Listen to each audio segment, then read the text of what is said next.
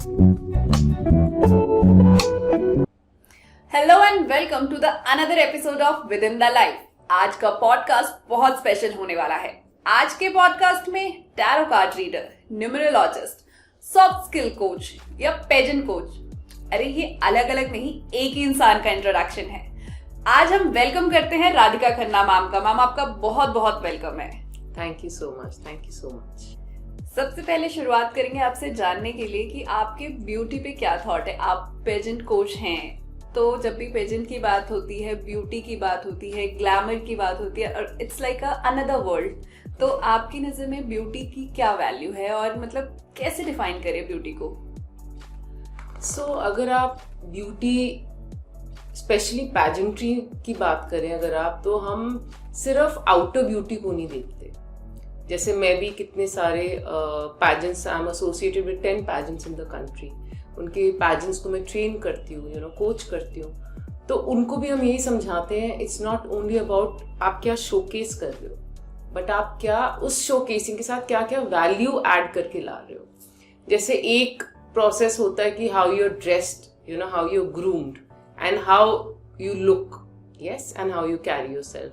उसका दूसरा एडिशन एक होना चाहिए उनका एस्पेक्ट कि वो क्या है as from within, as a person, या क्या उनकी वैल्यूज हैं, क्या उनके प्रिंसिपल्स हैं, और as a woman of substance वो क्या है। जैसे करिश्मा उनमें कितना है, एक करिश्मा इंसान में होना चाहिए। If somebody is coming and standing, it's not only about beauty, it's also what else they bring on the table. तो एक, जैसे हम कहते हैं, एक एस्पेक्ट होता है ब्यूटी विद अ पर्पस, कि आपका पर्पस क्या है। अगर आप खड़े भी हो रहे हो और इस प्लेटफॉर्म को आप विन भी करते हो, if you are crowned as a queen, तो उससे आप दुनिया में क्या देना चाहते हो, what do you want to give back to the world और to the society at large. क्या चैरिटी या किस चीज से आप लिंक होके, एसोसिएट होके उसमें क्या वैल्यू ऐड कर सकते हो। It's not only about yourself of winning the pageantry, it's also what value are you bringing on the table, क्या एडिशन आप लाते हो on the table, for the society. And जैसे लोग आपसे इंटरैक्ट करते हैं, जैसे आप मुझसे मिले, मैं आपसे मिली, तो if I am the winner of a crown, तो मैं आपकी लाइफ में भी क्या क्या ऐड कर रही हूँ। So it's a very beautiful aspect of not just looking good but also being good. So it's a combination of both, I would से। बेसिकली हमें बस आउटर लुक पे नहीं, इंटरनली भी खुद पे ध्यान देना पड़ेगा। दोनों एस्पेक्ट्स बहुत इंपॉर्टेंट है कि सिर्फ सुंदरता वो नहीं है जो दिखती है, सुंदरता वो है जो आप हो अंदर से, वो भी बहुत मायने रखता है। So that's what true beauty means to me. Ma'am, अभी तक आपने इतने सारे लोगों को ट्रेन किया है, कोई ऐसी स्टोरी जो आप शेयर करना चाहते हो, जो आपको लगता है कि अभी पेजेंट वाले करियर में अभी तक बेस्ट स्टोरी रही है, या ऐसा हुआ था, ऐसा कुछ? एक हमारे पास अभी मेरा प्रीवियस पैजेंट था जहां मैंने एक गर्ल को train. In fact the girl was deaf and dumb, but very beautiful, very nice human being. जैसे आके मिलती थी, उसकी नजाकत एंड हाउ शी वाज। उसको ट्रेन करने में और उसको एक्चुअली इनकरेज करने में हमारे पैजेंट के भी मैं काम करती हूँ, उनका भी बहुत बड़ा हाथ था, और ऑफ कोर्स मेरा भी था। So that is something that really resonated with me, कि हाँ, you should push people who feel that the abilities are missing, and she was actually gorgeous. According to me, she was a winner, I think people like those also should be given a fair chance कि आप भी आके खड़े हो, कोई बात नहीं अगर आप एक्सप्रेस कर सकते हो। Still she was somebody who could stand there। वो भी कैपेबिलिटी और वो भी कॉन्फिडेंस चाहिए होता है इंसान में, तो क्यों नहीं। So that was something that really resonated, working with her and on her।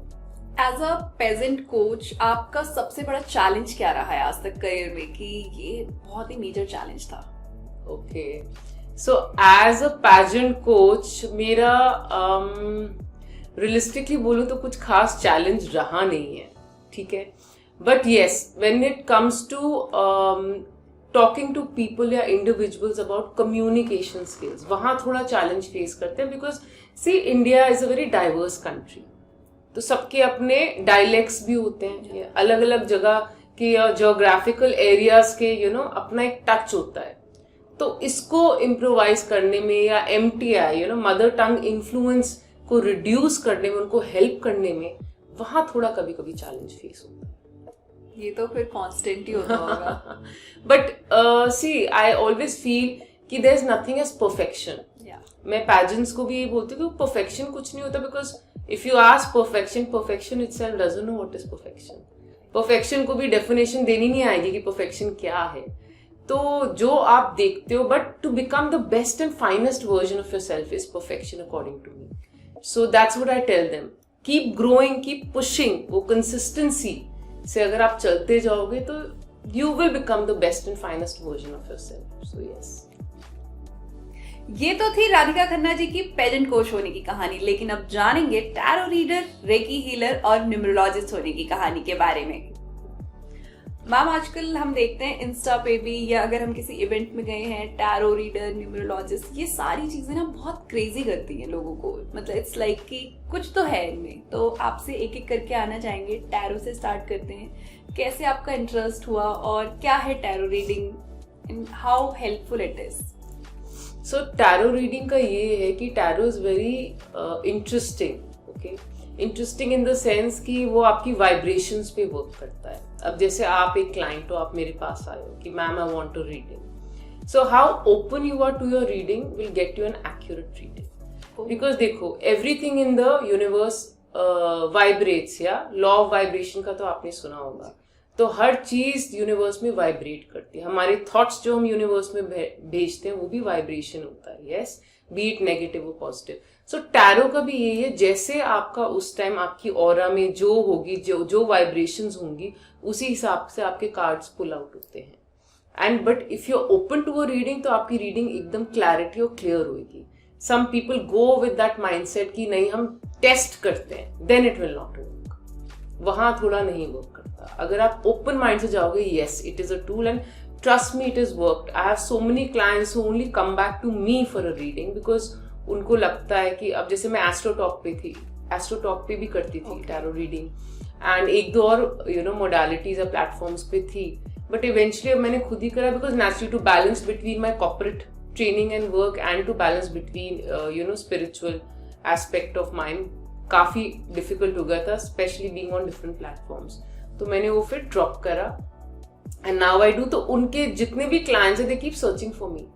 तो कुछ तो उनको वैल्यू एडेड मिल रही होगी ना, या कुछ तो उनको लग रहा होगा yes things are falling in place for us ma'am. तो देन उससे क्या होता है, रीडिंग से आप गाइडेंस दे सकते हो, द डूज एंड डोंट्स की फ्यूचर में ऐसा हो सकता है आपका एस्पेक्ट, तो please take care of it.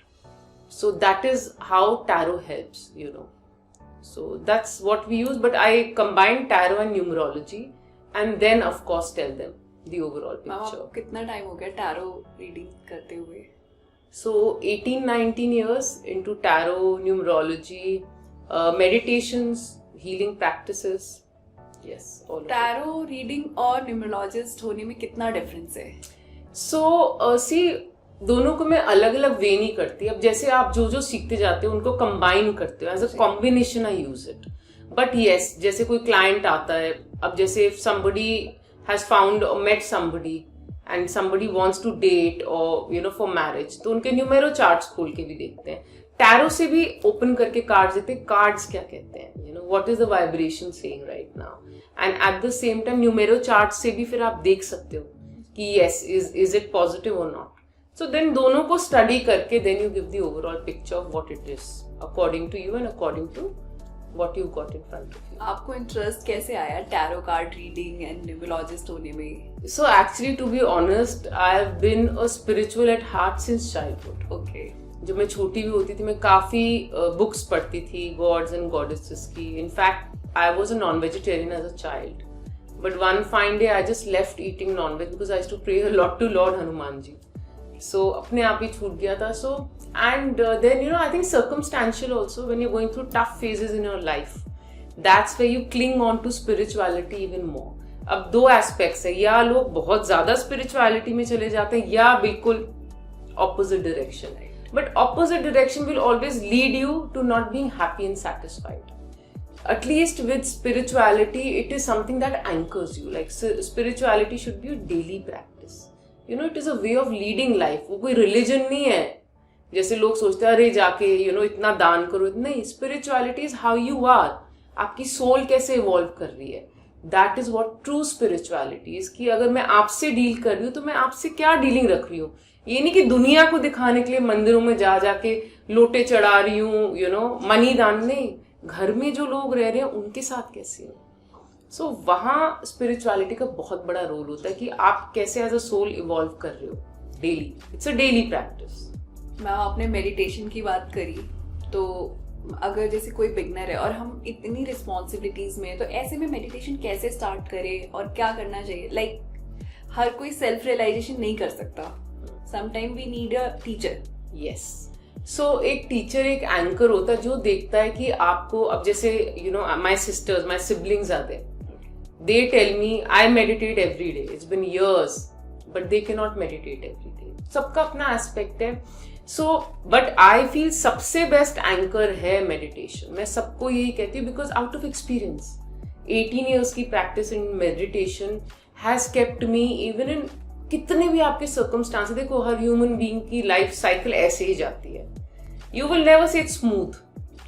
कुछ ना कुछ चलता ही रहेगा. सो उसको बैलेंस आउट करने में, नॉट दैट कि सर्कमस्टांसेस बदल जाएंगे, सर्कमस्टांसेस और कर्मा वो ही रहता है आपका, बट जो होता है कि आप कैसे बैलेंस कर सकते हो अपने आप को, आप कैसे अपना बैलेंस मेंटेन कर सकते हो इन सर्कमस्टांसेस, और वो आप पे इतने हावी नहीं होते. वहां पे मेडिटेशन बहुत लाइक पर्सनल एक्सपीरियंस से बहुत हेल्प करता है. सो आई लव मेडिटेटिंग. मैं तो सबको ये कहती हूँ मेडिटेट, मतलब चाहे 15-20 मिनट भी शांति से बैठो. बिकॉज आप सोचो जिंदगी में हमारे ऑन अ डेली बेसिस 70,000 तक हमारे माइंड में थॉट्स चलते हैं, एंड 90 to 95% नेगेटिव है वो थॉट्स. तो उन थॉट्स को शांत और काम करने में मेडिटेशन बहुत हेल्प करता है. मैम राइट वे क्या होता है मेडिटेट करने के लिए, कैसे स्टार्ट करें. सो देखो मेडिटेशन के बहुत सारे वेज है. लाइक मैं आपको 20-25 वेज टू मेडिटेट सिखा सकती हूँ आज. बट मेडिटेशन का मतलब ये नहीं होता कि भाई एक भी थॉट दिमाग में ना आए. जो लोग सोचते हैं it's absolutely wrong. It's a farce. नहीं हो सकता कि आप सोचो. अब देखो आप ये भी सोचो बैठ के आज मैं एक थॉट नहीं सोचूंगी, वो भी तो थॉट ही है ना. तो आप कैसे कह सकते हो कि थॉटलेसनेस में जा सकते हो. नहीं हो सकता. तो इसलिए to calm down the thoughts, you know, to retard the thoughts, negative thoughts that are playing. जैसे आपका इंट्रा, हम जैसे सॉफ्ट स्किल्स में कहते हैं intra communication, that is communication with in most dangerous form. होता है ना हर किसी के अंदर. हम अपने अंदर ही एनालाइज करके अंदर ही जजमेंट्स पास करते हैं और अंदर ही सोचते हैं अच्छा ये इसका ऐसा हो जाएगा, इसका वैसा हो जाएगा. तो वो इंट्रा कम्युनिकेशन को काम डाउन और रिटार्ड करने में मेडिटेशन बहुत हेल्प करता है. हाँ, ऐसा बोलते हैं, मतलब कुछ रिसर्चर्स भी बोलते हैं कि समटाइम मेडिटेशन का मीन होता है कि वो थॉट आपके चलते रहते हैं, वो आते जाते रहते हैं. हाँ, ऐसा नहीं होता कि वो पूरे रिमूव हो जाते हैं. पूरे रिमूव नहीं होते, काम डाउन हो सकते हैं थोड़े. And yes, it can help you make a shift from absolute negative thought process to a more positive one, you know, जिसमें ग्रैटिट्यूड बहुत इंपॉर्टेंस प्ले करता है. ऑन अ रेगुलर बेसिस आप कितना ग्रैटिट्यूड होल्ड करते हो. Because realistically if you think as humans, हम सभी जितने भी लोग हैं, हम जो मतलब टुडे आई मे से look at my life and से ओ गॉड मेरी लाइफ क्या है, बट बाहर खड़ा हुआ इंसान कह रहा है वाह क्या लाइफ है इसकी. तो इट्स जस्ट द पर्सपेक्टिव. अगर वो पर्सपेक्टिव हम समझ जाए कि ठीक है, you know, for me it may be what is my life and for somebody else it may be wow what a life. So two different thought processes हैं. तो you know, holding gratitude with what we have rather than looking at what we don't, I think वहां पे बड़ा help करता है. eventually if you keep persisting and you know if you're consistent with it, it really does help. Ma'am recce healing की बात करेंगे. Recce healing aura cleansing के लिए कितनी हेल्पफुल है, या फिर क्या है reiki healing. So reiki is actually a modality of healing. ठीक है, जहां पर हम लोग सिंबल्स वगैरह से काम करते हैं. ओके, एंड सिंबल्स की वाइब्रेशंस हैं, उससे हीलिंग प्रोसेस होती है. Be it balancing your chakras, balancing your aura and everything. But besides reiki what I would say is there is energy healing. Okay, energy healing, like everything is energy around us. आज जैसे अगर हम लोग की आप aura भी देखो, 6 feet, एक एटलीस्ट हैंड का जो साइज है, उतनी हमारी चारों तरफ हमारी अगर बैलेंस्ड ऑरा वो होती है, वरना उससे भी ज्यादा एक्सपैंड कर सकती है। सो आज आप और मैं बैठे, हमारी भी ऑरा इंटरमिंगल कर रही है। यस, आपकी ऑरा की वाइब्रेशन, अब किसकी ऑरा स्ट्रांग है उसकी वाइब्रेशन ज्यादा प्ले करेंगी। So a regular cleansing process really helps there. अब जैसे as a healer I have to cleanse my aura every time I firstly meet a client. उससे पहले फिर जब क्लाइंट जाता है, then it's something called as cutting a knot. Okay, so ties cut करना, as in मैं उनके emotions या उनके थॉट प्रोसेस अपने पास ना रख लूं। So there's a process for that. Disconnecting basically cords, disconnecting with the cords. तो ये सब बहुत processes होती है actually healing में। तो if somebody really wants to learn, should like do a course, these short term 8 to 10 days courses where you can heal your life. And of course we hold a lot of courses online and offline for the same. अभी जैसे आपने energies की बात करी कि energies और चक्रास वगैरह basically balance करना सही तरीके से, तो क्या ये नेगेटिव भी हो जाते हैं कभी कभी? सो सी, लाइफ के जितने एक्सपीरियंसेस हैं उसके हिसाब से आपके चक्रास ओपन और ब्लॉक होंगे। Somebody who suffered a lot of heart break may just close their heart chakra, कि चक्रा ही बंद कर दूं कि मुझे वो फील ही ना हो उस लेवल पे। ठीक है, एंड अब जैसे पेरेंट्स भी when they're raising boys, and I've seen it with a lot of my clients who are boys, okay, एक थ्योरी होती है men don't cry, boys don't cry, तू तो लड़का है तुझे तो रो रहा। आप उसका हार्ट चक्रा ब्लॉक कर रहे हो उसको ये सब बोल के, क्योंकि इमोशंस तो इंसान की बेसिक फितरत होनी चाहिए। बीट अ मैन, अगर वो अपने इमोशंस ही नहीं समझेगा तो बाद में अपनी वाइफ के या और फैमिली मेंबर्स के तभी तो कठोर ज्यादा माने जाते हैं। They are not actually like that, but because of the vibrations that are sent to them, कि अरे तू तो लड़का है, क्यों रो रहा है, लड़कियों की तरह क्यों रो रहा है? No, it is not लड़की और लड़का, it is that humans have feelings and you should be in touch with your feeling. You should know, understand, जो आप अपनी feeling नहीं समझोगे तो दूसरों की कैसे समझोगे, right? It's impossible.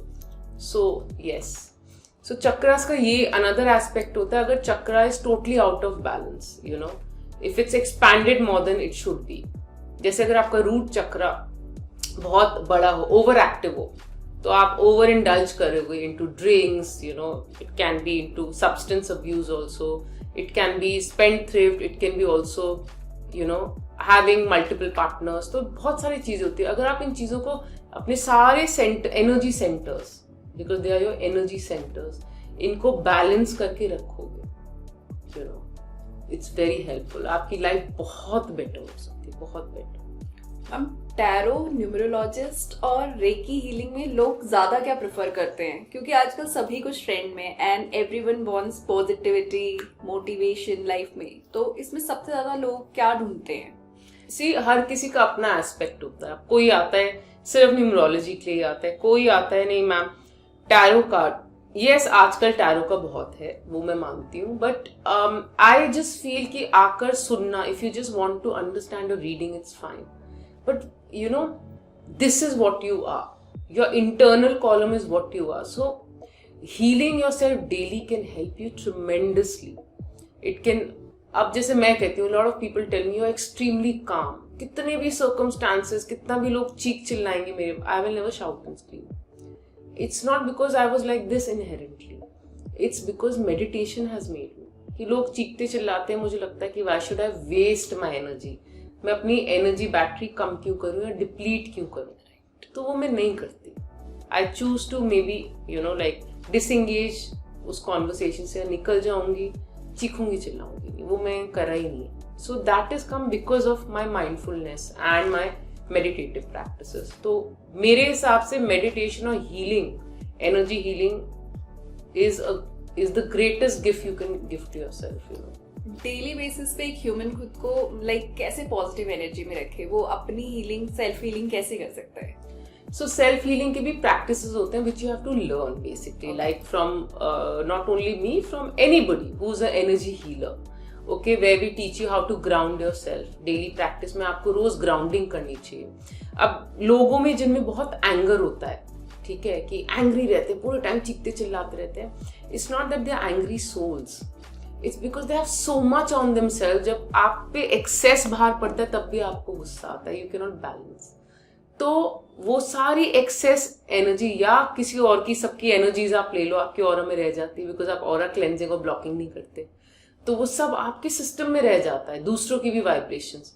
तो वो सबको आप ग्राउंड करना चाहिए डेली।